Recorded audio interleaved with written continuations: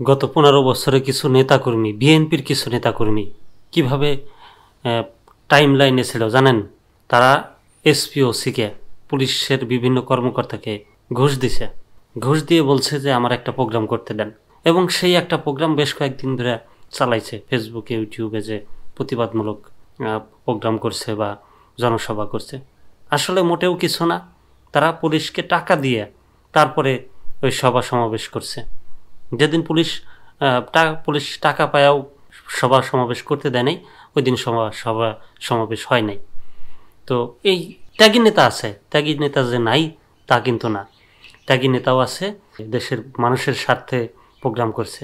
কিন্তু কিছু নেতা যারা টাকা, পুলিশকে অঢেল টাকা দিয়ে তারপরে প্রোগ্রাম করছে, এবং আওয়ামী লীগের সাথে ভাই ভাই, শালাদুল্লাহ ভাই একটা সম্পর্ক রেখে তারপরে তারা প্রোগ্রাম করে ওই প্রোগ্রাম প্রচার করছে। বিভিন্ন টিভি মাধ্যমে তো প্রচার করার কোনো সুযোগই ছিল না।